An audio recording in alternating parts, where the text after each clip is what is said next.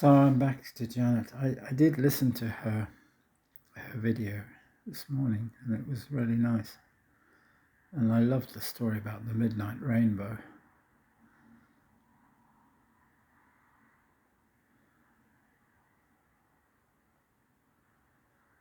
I've had lots of midnight rainbows.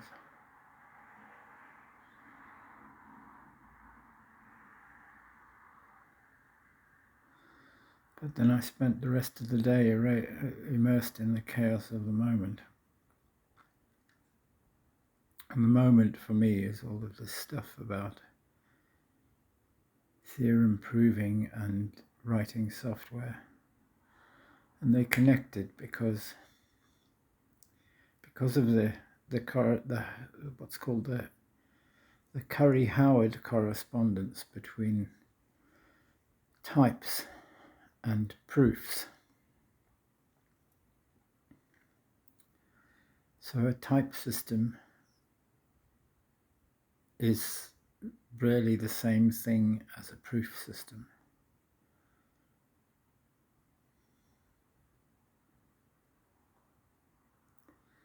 And that's what this univalence theorem of Vladimir Voevodsky was about. It makes more sense if you pronounce it univalence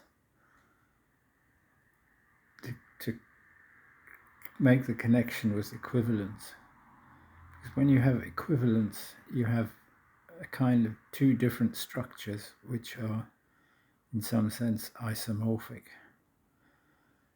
But that's not the case with proofs and types. Because, as Girard points out, there are no particular structures underneath there that are the structures which you're identifying. In other words, it doesn't matter what formalism. There are a lot of different normal forms for Turing machines. You can have one tape, you can have 10 tapes, you can have 2 symbols possible on a tape, you can have 255 possible symbols on a tape, whatever you do. The correspondence with proofs is also whatever the theorem proving system is, within, however it's formalized within a certain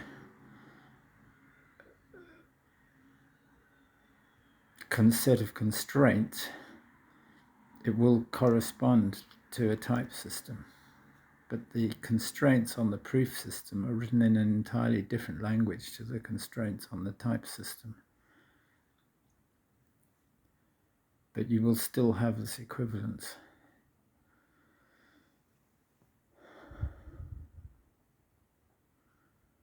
So, for example, if you extend the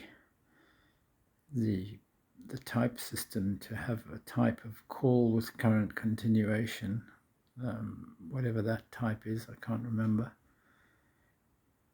then you have a classical logic equivalence. But if you restrict yourself to simply type lambda calculus, then you have a correspondence with intuitionistic proofs.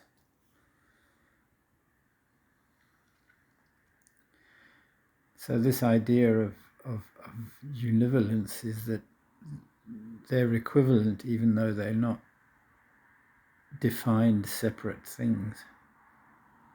And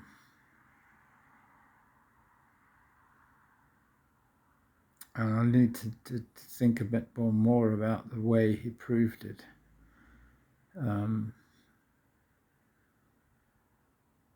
Because I think it is a theorem, not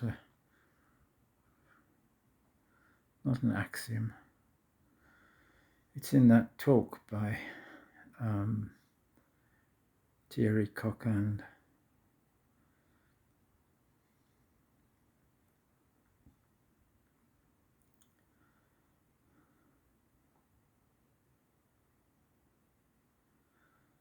So that was the chaos of the day. But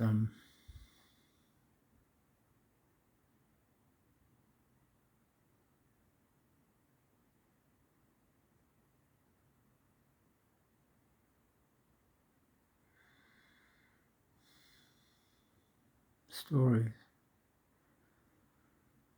Oh, so she's going to talk to us about librarians now. So I thought maybe I should try and be a librarian instead of a writer.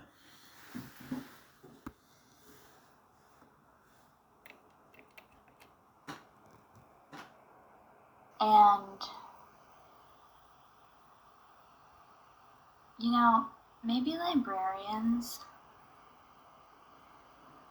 are doctors in a sense of if they know a person really well, they know what book that person needs to read. Some books are great for broken hearts, you know, as a general idea. Some books are great for hope. Some books are great for, you know, courage or bravery or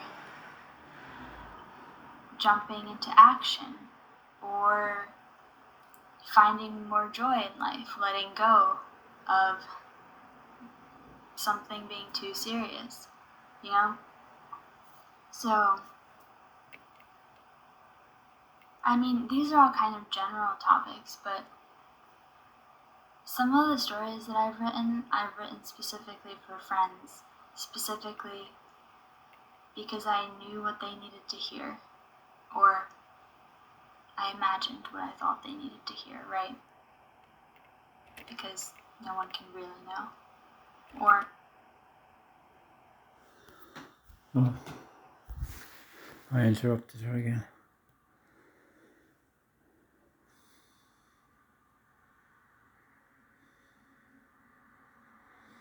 So I made some very windy videos on the way back from my walk this afternoon. And one of which I was talking about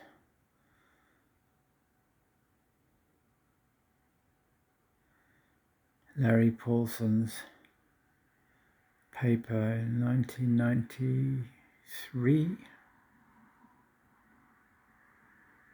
about co-induction and proofs,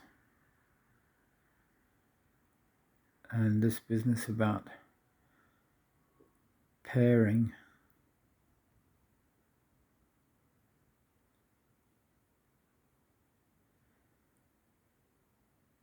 And the cumulative hierarchy.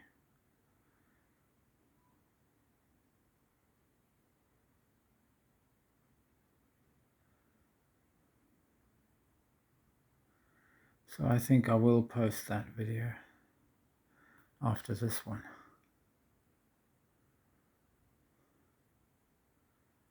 But it's a little bit difficult to hear because I didn't have a proper mic and there's a lot of wind noise. But I think you can hear the important bits. So let's let Janet carry on for a bit until she finishes her sentence at least. or maybe, I don't know, maybe your intuition can tell you. And I'm tired. And I think that sometimes I read these wonderful stories and then I come across a person and I notice them struggling with one of the main, like, one of the same themes that the main character was struggling with, and I'm just like, please read this. Like, when you follow along the story of the character, if it's the same thing that you're feeling, it's like you're more invested. You want to know what happens because it's kind of like it's you. And maybe the resolution of the story is exactly the resolution that you want to hear. And you can watch the rest of the video. It's very good. Thank you, Janet. Thank you very much. I'm tired too now, but I've got a cup of tea. That's Yorkshire tea, not rooibos. So it's got caffeine in it, so it'll wake me up a little bit.